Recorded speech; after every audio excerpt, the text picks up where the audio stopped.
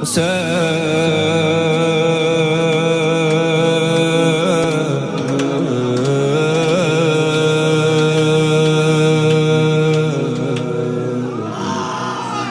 کبھی بچے بتاتے ہیں مولانا یہ شعر صحیح ہے، وہ شعر غلط ہے، کہاں سے آ گیا، کیا ہو گیا؟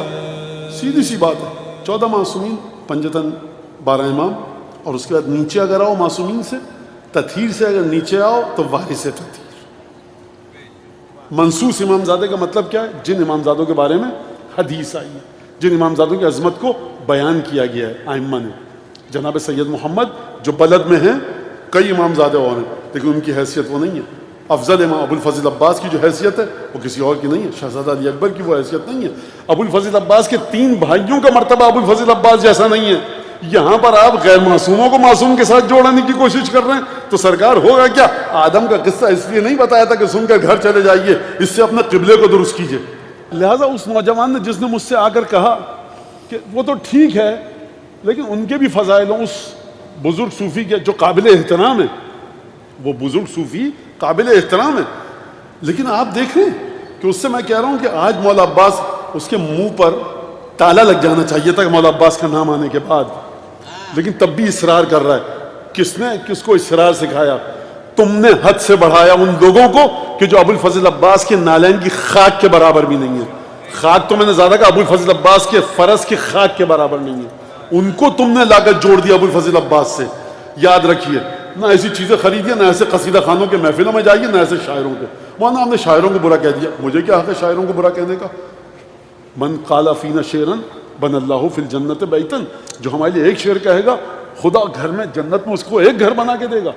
ہم شاعروں کو کم از کم میرے بارے میں کوئی نہیں کہہ سکتا کہ میں شاعروں کا احترام سے نام نہیں لیتا۔ انیس اور جوش سے لے کر سید رضا ہندی سے لے کر ابن ابی الحدید معتزلی سے لے کر ابو فراز سے لے کر ابن آنند سہلدی سے لے کر یہ تمام اشعار میں آپ کو سناتا رہتا ہوں۔ حائیہ شیخ کاظم عذریہ آپ کو سنا چکا ہوں، یہاں نہیں کہیں اور۔ لہذا شاعر کا بڑا احترام ہے بالکل۔ جب تک امام چھٹے امام نے کیا فرمایا کہ جب تک تم ہماری مدد کرو گے روح القدس تمہاری زبان پر جاری ہوگا، جب تک ہماری مدد کرو گے۔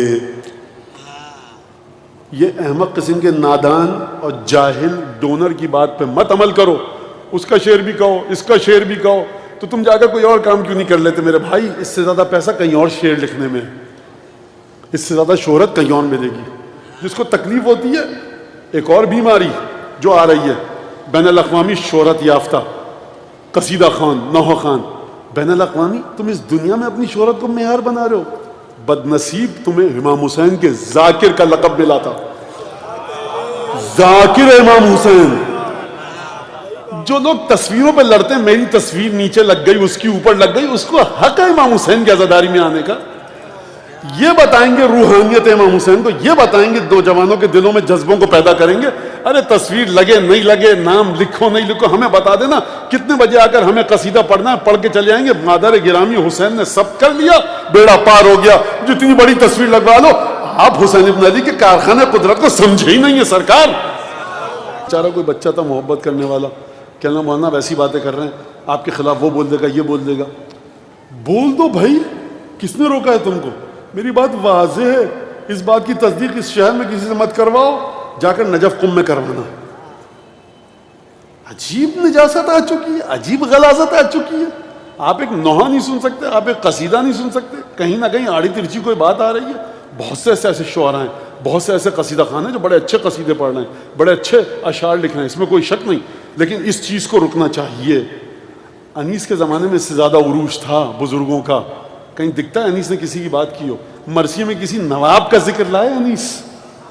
یہی وجہ ہے کہ زور لگا لیں بر صغیر کے تمام شعراء مل کر، انیس کی طرح کے 2 بند نہیں لکھ سکتے، 200 بند لکھ، زندہ نہیں رہ سکتے وہ بند۔ انیس اگر نہ ہو اردو مرثیہ مر جائے گا۔